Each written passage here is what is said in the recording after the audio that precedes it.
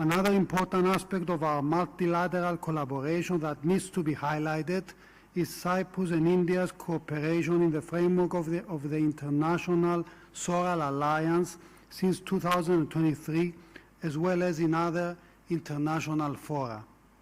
Dear friends, economic and business collaboration remains a cornerstone of our solid bilateral partnership. We have already built strong ties across a wide range of areas, from business and trade to tourism, culture, education, and technology, and wish to explore new opportunities for a deeper and more extended cooperation.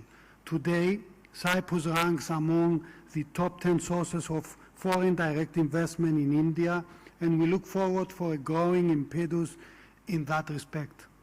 The Indian Mediterranean Business Conclave holds immense value to that end. It offers a unique platform to discover new synergies and further enhance our existing collaboration, while encouraging and mobilizing business communities to form promising and mutually beneficial partnerships.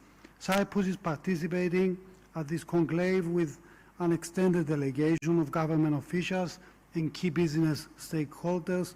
We eagerly anticipate the valuable insights and partnerships that will arise from this gathering, and we wish to express our heartfelt thanks and appreciation to the Indian government for organizing this event. India has been a long-standing and steadfast partner of Cyprus, and I'm here today to reaffirm our commitment to this vital relationship at all levels. Allow me to take this opportunity to reiterate once again our deepest gratitude for India's long-standing support to our efforts to reunite our country in line with the relevant United Nations Security Council resolutions. As we look into the future, we see tremendous potential across multiple sectors, including tourism, energy, maritime, and technology, to name a few. The themes that were covered today by this conference. Cyprus has unique strengths, human capital, a geostrategic location that links Europe to Asia, a business-friendly environment that can be further leveraged for positioning the island as a key regional technology and business hub, serving as an effective gateway into and out of Europe, as well as a pilot market for entry into the EU. It is also ideally placed to play a strategic role in building vital sea lanes and transportation corridors connecting Europe, Asia, and Africa with the Mediterranean region. Successive upgrades by major international rating agencies showcase a very positive trajectory of the Cyprus economy, complemented by a series of structural reforms aimed at boosting Cyprus's competitiveness and ease of doing business.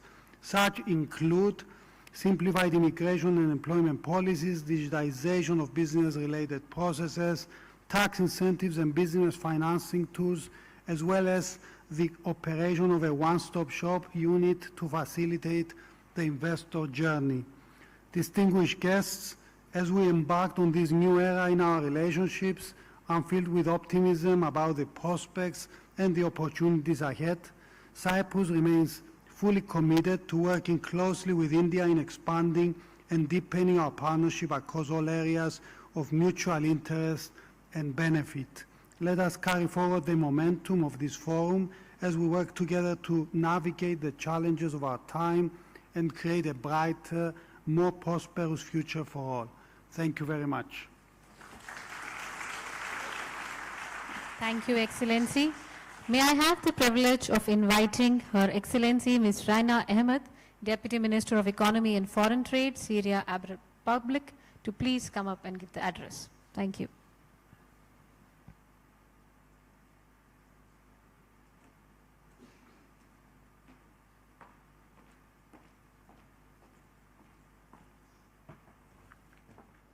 Good afternoon.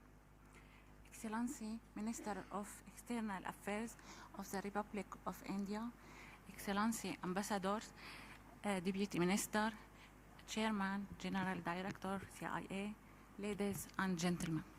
Okay. Based on vital and fundamental topics discussed today in the framework of developing Indian Mediterranean relations. It may be appropriate to take into consideration that all the topics clarify that successful cooperation is the cooperation which based on the principle of integration, not competition. So integration supports the process of sustainable development and leads to achieving benefit for all parties in any partnership moving to a better and fruitful future. In this context, the optimal trade cooperation between our two countries may be the cooperation based on the exchange of a preferential benefit in a way that contribute to increasing the volume of export and securing local needs, without causing a fundamental imbalance in the markets of either country. From this standpoint, the Ministry of Economy and Foreign Trade in the Syrian Arab Republic has proposed signing an agreement to facilitate and develop trade and economic cooperation, especially since that the current trade agreement is an old agreement signed in 1978. As for investment cooperation, the cooperation based on integration will be achieved by each party through studying the advantages and capabilities it possesses in terms of material, human, and technological capabilities, and wisely harmonize them to come up with profitable projects for both countries. Here we are refer once again to the current Syrian investment law, which allows creating real investment opportunities. For example, based on this law, the work is being done to establish a specialized technology zone in Syria, and this zone will be suitable for developing technology industries and will provide the necessary service for the information technology industry also. So here we invite Indian companies to invest in the sector by taking advantage of the specialized zone. Of course, we are talking here about an example in a specific sector, but there are indeed many other opportunities. The focus was of this aspect, considering that India has a rich experience in the technological field. We also have a successful model for cooperation between the two countries in this field, and this model is the Syrian Indian Center of Excellence and Innovation for Information Technology. As the center is currently working to achieve the goals of its establishment, based on the role of technology and modern techniques in driving sustainable growth. In conclusion, it must be emphasized that opportunities are there, the will is there, and economic integration is a successful and profitable process in international economic cooperation. Thank you again. Thank you, Excellency. Thank you, Excellency. May I have the honor of inviting our Minister of External Affairs, Government of India, Dr. S. Jaishankar, to please give his keynote address.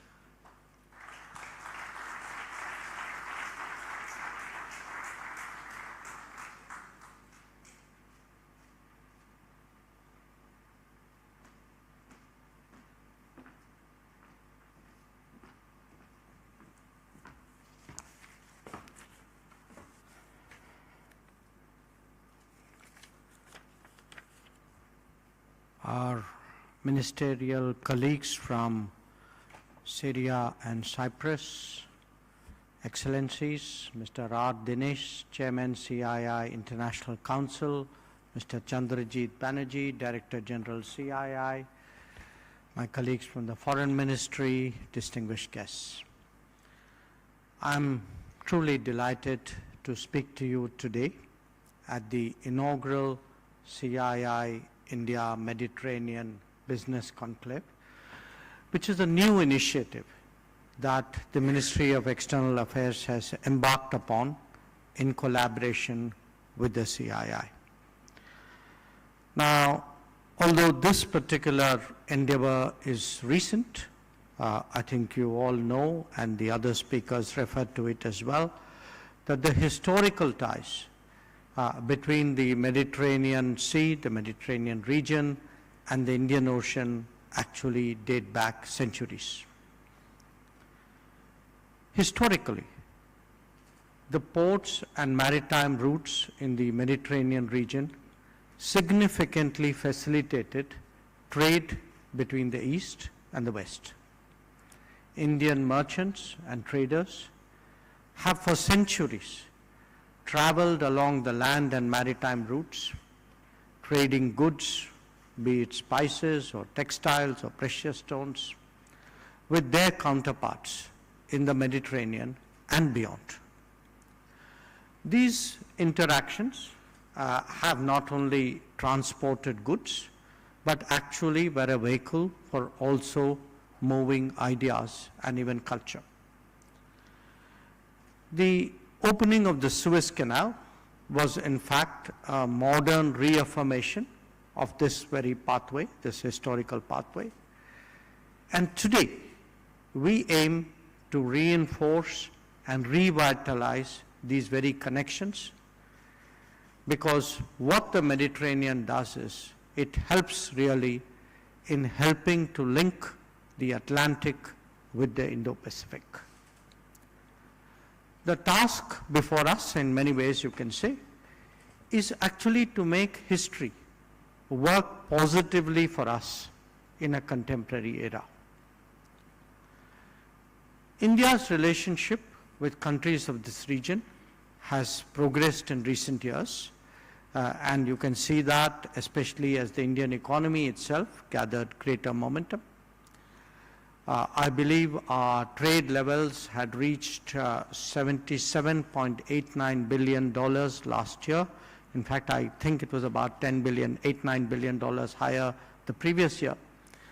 And we have promoted investments in critical sectors, including infrastructure, energy, and technology. The strategic location of the Mediterranean, which has approximately 600 ports, and actually accounts for it, facilitates, it services 25% of the global seaborne trade. It establishes the Mediterranean as a crucial hub.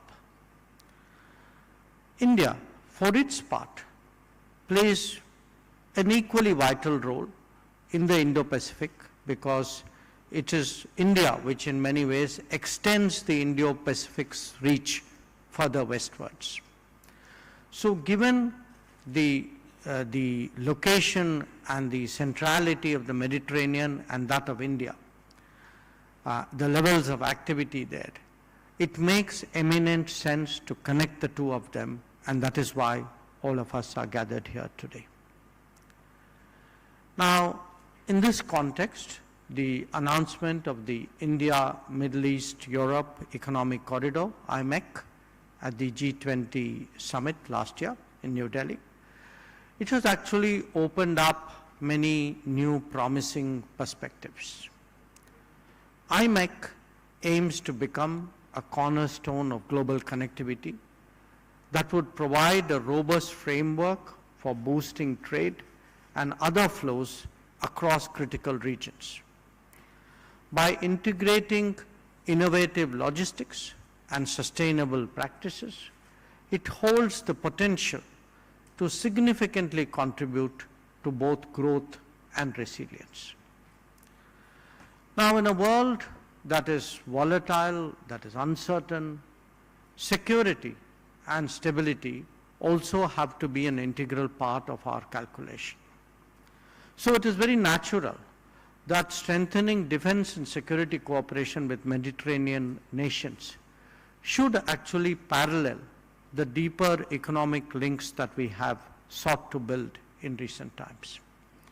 This has taken the form of exercises, of consultations, of exchanges, but in an era of rapidly changing technologies and supply chain disruptions, there is actually a very strong case for industry interaction. After all, Make in India has now taken deep root in the defense domain as well. Energy cooperation is another very crucial dimension. It's not just the Mediterranean region's abundant oil and natural gas reserves. That is important, we recognize that. But it is actually its vast green hydrogen and green ammonia potential that today present new opportunities for collaboration. And I'm happy to see that Indian business is actually already active in exploring that. Our interests in maritime and blue economies similarly offer greater scope for synergies. By focusing on marine resource management, coastal protection, and sustainable fisheries, we can actually harvest economic opportunities while preserving environmental health of our seas. Cooperating in shipping is particularly important, as also in other aspects of maritime infrastructure, and in building the associated human resources to our mutual benefit. Again, I think most of you know today how deeply Indians are involved with global shipping. Urban infrastructure development is similarly very crucial. It's crucial for us, it's crucial for the Mediterranean, indeed for the entire world. Now, a country like India, which on average has built 1.5 to 2 new metros every year, which has built 7 new airports annually for the last 10 years, we can be a serious partner for Mediterranean economies. Upgrading transportation systems, enhancing public services, and investing in smart city technologies can actually be a two-way flow between us. Similarly, collaboration in these areas will foster more resilient and efficient urban environments. India has solid experiences and really, I would say, tested capabilities that we today bring to the table. Embracing technological advancements and fostering innovation are essential to address contemporary challenges and drive future growth. Investing in digital infrastructure, and I think CII and Mr. Dinesh both referred to it, promoting research and development, supporting tech-driven solutions, all these can enhance regional competitiveness and facilitate economic progress. Whether it is our startup world or our digital deployments, there is again a track record that India has to offer to the Mediterranean as it has to the rest of the world. Today, India is the fifth largest economy, and that could well be the third largest by the end of this decade. Given this momentum, we want to deepen our engagement with the Mediterranean region. Initiatives such as Make in India and Atmanirbhar Bharat are designed to empower potential investors and drive growth in India. we offer enormous opportunities for Mediterranean countries to invest, to trade, to collaborate, and to exchange mutual expertise and capabilities. Our growth story means more opportunities for the world. Think about it. The target to set up renewable energy capacities of 500 gigawatts by 2030 itself means an investment of more than $250 billion. The food processing industry is expected to open up completely new avenues for collaboration.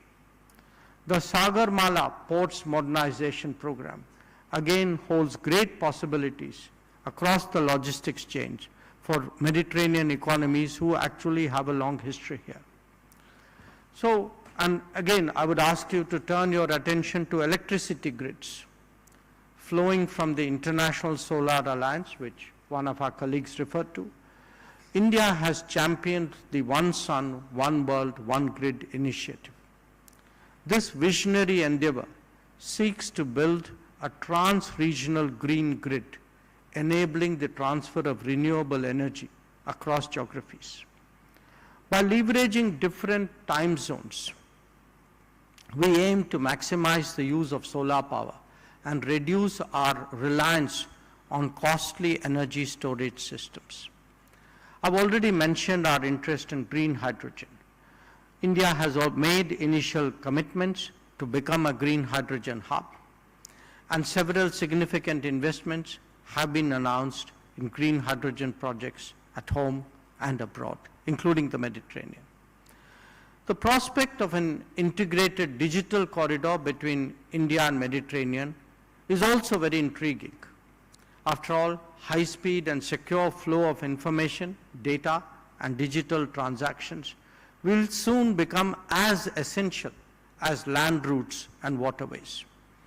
India is well positioned to contribute to developing key digital infrastructure, including undersea cables, data cables, advanced telecommunications networks, and a robust digital payment ecosystem.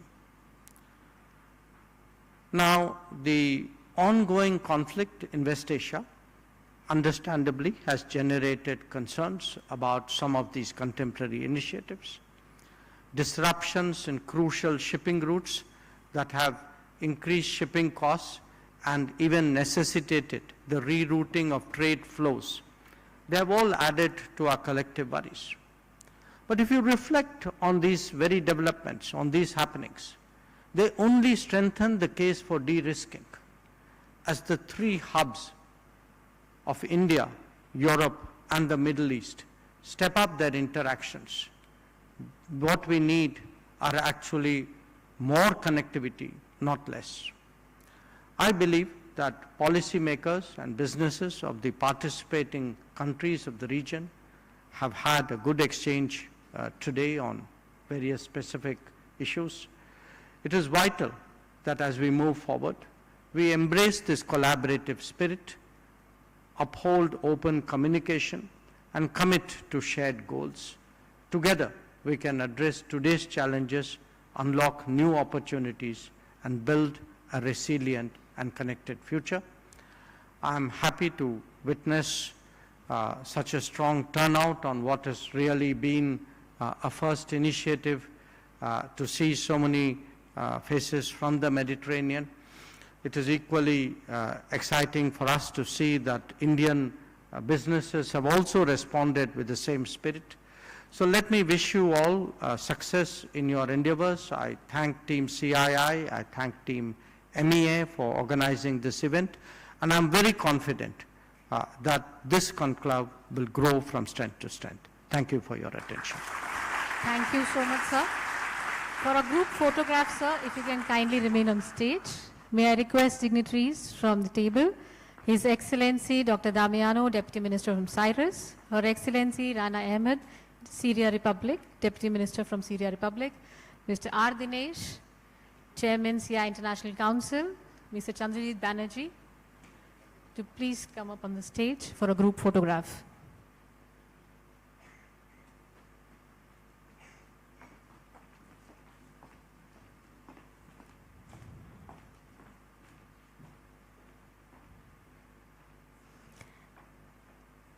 Ladies and gentlemen, can we have a huge round of applause for the dignitaries for this very important session of the CII India Mediterranean Business Conclave. Once again, we would like to thank our partners, Ministry of External Affairs, Government of India, Ministry of Commerce and Industry, Government of India, for supporting us, in helping us in putting together this important conclave. Ladies and gentlemen, the dinner has been served. We look forward to your continued participation in our future programs. Please join us for the dinner, and very good evening. Kindly remain seated as the dignitaries leave the room.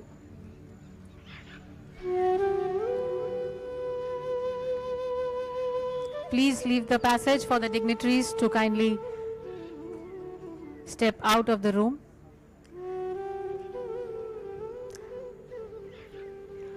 Thank you so much for your cooperation. Good evening.